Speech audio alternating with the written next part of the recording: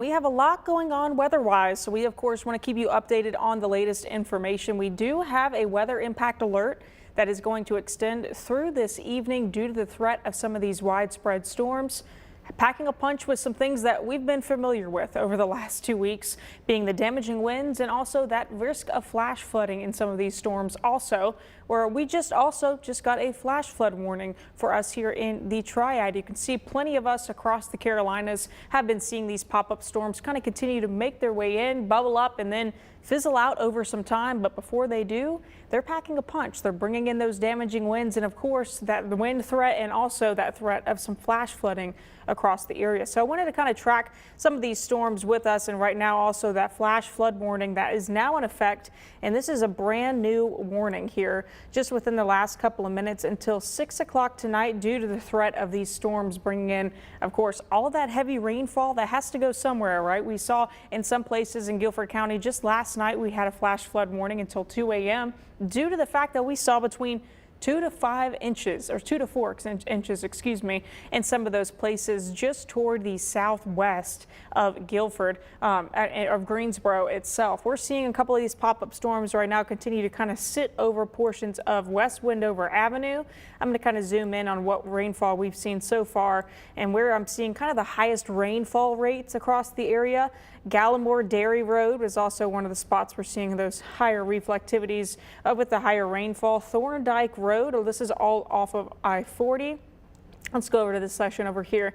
That's a little bit closer to the heart of downtown Greensboro near Scott Park, Nacho Park, and also over here toward Huffin Mill Road. Burlington Road also seeing a lot of cloud to ground lightning within these isolated storms. These storms aren't severe, but they're bringing down a lot of rain in a very short amount of time, which is why this flash flood warning was issued. It's on top of the rainfall that we've had over the last several days. The soils are already saturated, so it really isn't going to take much rain to cause a flooding risk across the area. I'll look right now at some of the rainfall amounts that we've seen within this storm so far, and I'm going to take a look at the warning that we had just to kind of get a better idea and poke some numbers out at you to show you what these amounts look like. Anywhere between 1 to 2 inches in these places here already, with more coming down as we speak. I'm going to take a look at with our National Weather Service partners right now and see what they're seeing for the flash flood warning. So between 1 to 2 inches of rain have fallen per the National Weather Service. Additional rainfalls amount between 1 to 2 inches are possible within that warned area. That includes the areas that are up here on this map that are being rained on currently. Flash flooding is ongoing or expected to begin shortly. So, you know, I want to emphasize, make sure if you see that a road is flooded, please don't attempt to drive in it. Please turn around. Don't drown when encountering these flooded roads. Most flood deaths do actually occur in vehicles. So please be extra careful while you're out on the roads. If you see some ponding alongside the roads, don't try to hit it. It really doesn't take much to hydroplane. You got to be especially careful. But if you're within this flash flood warning, really, I know it's 3 o'clock. It's going to continue through till 6 o'clock. I really just want you to get home or to a safe building, whether you're at work or maybe you're outside getting outside of work, getting a nice little lunch. Just head back to work for these last couple of hours as this rain settles. And if you're at home, just stay home. Really don't want anybody driving in this as this rain continues to come down and we see these storms kind of just sitting pretty stationary across the area. I did want to talk about why we've been seeing this threat, of course, with these storms just kind of sitting and remaining stationary, bringing in that rain and that wind whenever they kind of collapse on themselves. Well, it's due to the fact that we really don't have any upper level systems that are steering currents for these storms to help move them through and kind of say goodbye to them as we do so. They're really just kind of able to form due to the heat and humidity, and then also some outflow boundaries of other storms can interact and kind of create these isolated pop-up storms in other places across the area. So we want you to take this seriously heading into the next couple of hours for this flash flooding risk. We are in a level 2 out of 4 risk for flash flooding today, with that yellow indicating level 2 for much here of the Triad, especially northeast counties. This means that that scattered flash flooding is going to be possible across the area.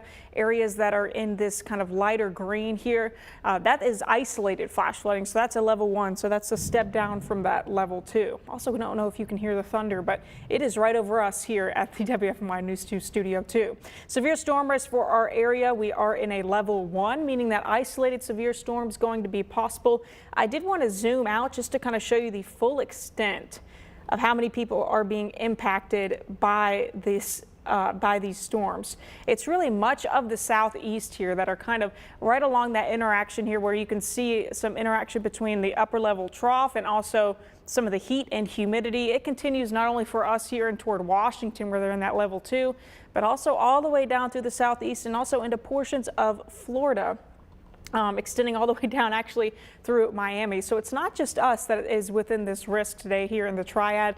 It is much of the southeast due to the current weather setup that we have currently across the area. I'm going to go back over to the radar and kind of storm track with you guys just a little bit more. We are seeing a couple of other pop-up storms, of course, mainly continuing to kind of follow this flash flood warning that's going to be in effect for the next couple of hours. Could get extended, of course, if we do see redevelopment of these storms kind of continuing to sit in this boxed area that you can see in this greened outline area. So we'll keep you posted on that, and of course bring you updates as we continue to track the radar. There are a couple of isolated pop-up storms also in Randolph County, just north of Randleman. Again, none of these severe for right now, but they are packing a punch. They're pretty strong storms, so you can expect some possible damaging wind, a little bit of lightning, and of course the heavy rainfall that comes with these small and intense storms. There's one actually just toward the south right now of Asheboro that we're kind of continuing to track, and this is right along 64. If you shout out your road, that is where we're seeing kind of like the highest rainfall within this one storm, right here along Indian Wells Loop, Dusty Path Drive, Alley's Farm Road, Twin Creek Road. Kind of starting to see that pop-up storm move into the area where those streets I just pulled out are at, excuse me. And then we're also seeing a couple of other pop-up storms that are more terrain driven. These are kind of more created by the fact that we're able to see these storms rise over the mountains. They cool, condense, and then that's where they're able to form, right there on the leeward side of the mountains right here. So this is right along the border between Allegheny and also Wilkes County. Lots of isolated pop-up storms bringing in lightning and heavy rainfall. This is just to the south of Cherry Lane, moving kind of stationary, but maybe a little bit south over there toward Trap Hill. And of course, we're going to have to be keeping a close eye on these storms for the next several hours as we kind of track this. That flash flood warning, if you're just joining us in Guilford County, is going to go until 6 o'clock tonight, but it could get extended if we do see some redevelopment within these storms. I wanted to take a look currently at some of the current conditions and also show you our future cast to kind of give you an idea of what to expect for the rest of the night tonight. Here is 3 o'clock today. Really until around 8 or 9 o'clock, I'm expecting some of these pop-up storms to form, but they could form later than that, so we're going to be keeping a close eye on it. Really, this impact alert is going to last all the way through later on into the evening as we continue to track these storms.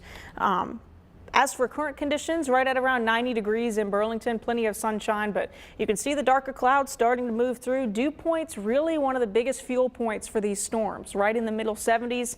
That's making it feel like we are in the upper 90s across the area. Winston-Salem, lots of sunshine right at around 90.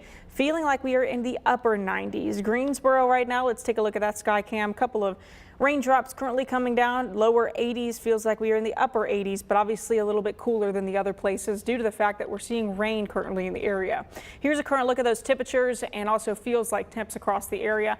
Lower 80s in Greensboro versus otherwise. The other places that aren't really seeing those showers right at around 90 for Lexington, Asheboro, Siler City, Burlington, and feeling like we are even in the triple digits in some places like over here toward Siler City. It has been a warm day, but more than that, it has been very muggy across the area. Dew points are currently sitting in the oppressive low to mid 70s across our area. And of course, It's going to stay that way for the next couple of hours, and that's going to kind of help those isolated storms to help them form. Wind gusts across the area, not much to see right now, but I'm sure later on this evening we're going to have some higher wind gusts and some of these storms that continue to kind of pop up and continue into the next couple of hours. We're really going to be moving out of our hair later on this evening, but I would be prepared for them. If you're going to have anything outdoors, just keep a very close eye on the radar. Into the day tomorrow, scattered storms still going to be possible, a little bit cooler as a result in the low to mid 80s. And I'm going to leave you with a final look at your 7-day forecast into the next couple of days. Scattered storm chances. We can kind of take this full pop-up storms possible into Friday and also into the upcoming weekend. Hey, stick with us. We'll have more updates, of course, as storms continue to pop up across the Triad, and we'll bring you those updates.